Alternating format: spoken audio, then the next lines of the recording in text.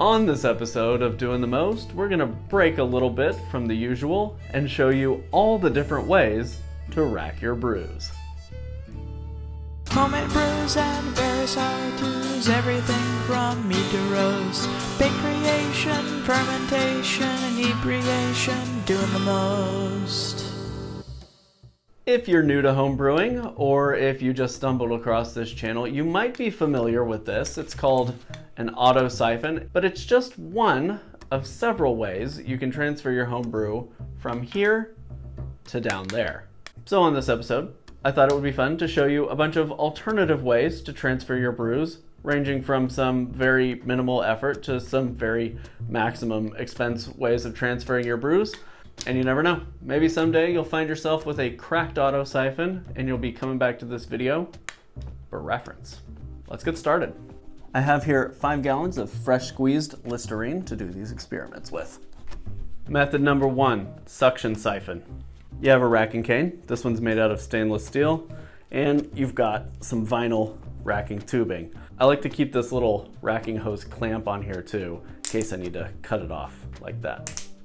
Cool. To suction siphon, you just stick your racking hose down inside, one end in here, one end in the mouth, and away you go. Method number 2, suction siphon, but with a baster. Easy peasy again. Racking cane goes in, again, stainless steel racking cane, and we've got our vinyl tubing.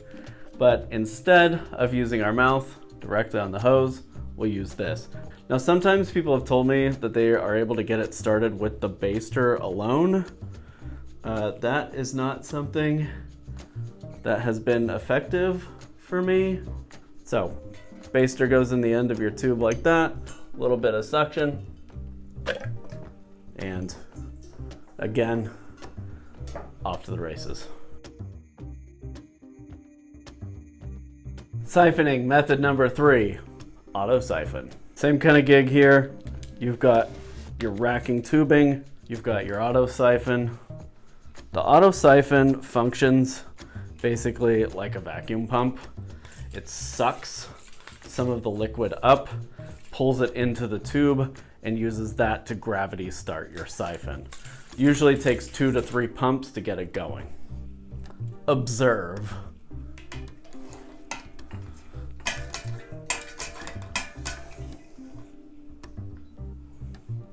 Bada bing.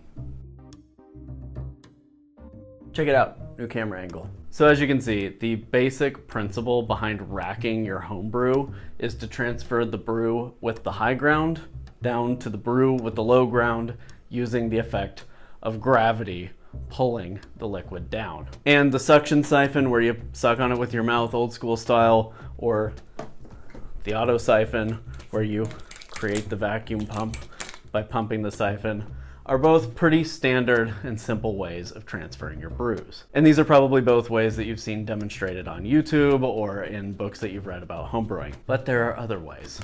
Method number 4, the easy jiggler. Now this is basically just an aquarium style jiggling siphon. You can get these in a little bit of a smaller, sleeker form factor than this on like Amazon, but the Easy Jiggler is actually a racking cane that is made for homebrewing purposes, and I still have this one because I tried to give it away in a giveaway and the winner never claimed it. So this works in a very similar fashion to the others, except it's got this piece down here, and inside of it is a marble and a spring. The marble bounces off the spring and sucks a little bit of liquid up into here with every jiggle until you have enough liquid come up the racking cane to allow gravity to do the rest of the work. Check it out. By the way, I hate this thing.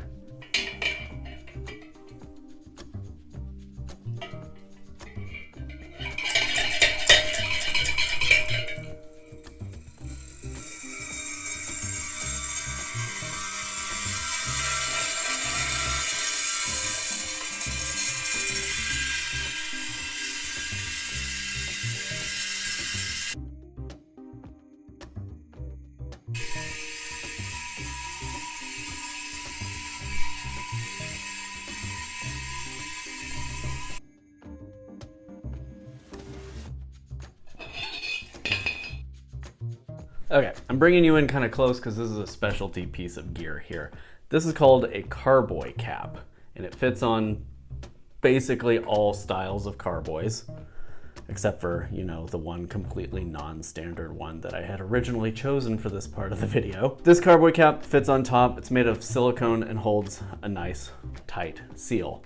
You've got a little capped off tube on this side.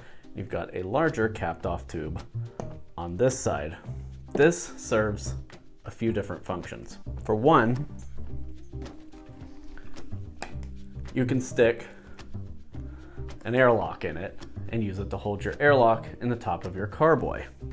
For two, if you've got a really aggressive fermentation, you can use the other side over here to fit a blow-off tube. So that way you can safely blow off your fermentation into a bucket of sanitizer somewhere else. So all that aside, how can you use this thing to transfer over your brew? I'll show you. Pop this off, and then you're gonna put a standard size racking cane down through that. That goes into the carboy. You make sure you've got your hose on the other end, and that goes down into the carboy you're racking into. And then here's where the magic happens. You simply pop that off and you blow.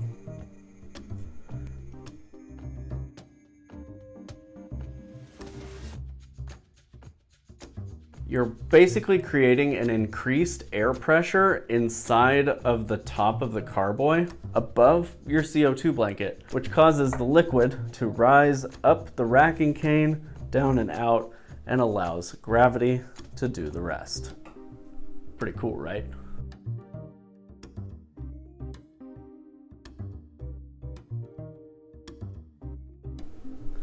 This next one may be kind of hard to show you on video, but bear with me. Filling the hose with sanitizer. So just imagine that this bucket down here is sanitizer, even though clearly it's Windex. You're gonna put your racking hose all the way down in the sanitizer and let it get nice and full. You want this thing completely full of sanitizer. And it may take like a little bit of wrestling with it to get it full. And once it's completely full, you're gonna pinch off one end, stick it into your carboy, and then let the sanitizer drain out.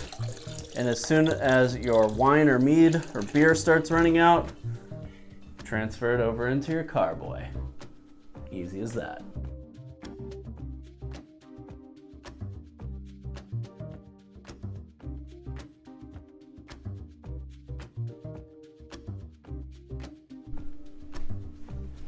And our final method for transferring your homebrew from one container to the next is a wine pump. Now, I'm not connected to the filter part of the Buon Vino mini jet filter here. I'm just going directly through the pump, and usually you would want this all the way down in the bottom of your carboy.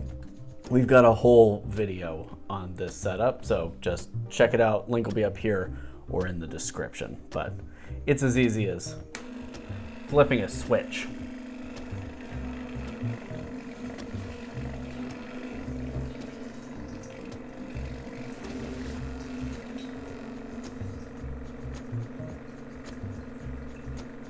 So there you have it, all the different ways to rack and transfer your brew. You can use a suction siphon. You can use a turkey baster for suction siphoning. You can use an auto siphon, or a jiggler siphon, or a carboy cap for pressure siphoning. Or you can fill your tube with sanitizer and use that to pull your siphon, or simply use a pump. Whatever the case, it's important to transfer your brews gently without introducing too much oxygen, which means not pouring them from one vessel to the next. I hope this video was interesting or helpful or insightful, or maybe you learned about something a little bit new. If so, please hit that subscribe button if you haven't already, and ring that bell for notifications. We do a lot of homebrewing content here on the channel. And of course, All of our social links and our Discord link will be in the description on this video. And if you want to get one of these, I'll also have an affiliate link that helps support the channel where you can pick up some of these guys. Until next time, happy brewing. Cheers.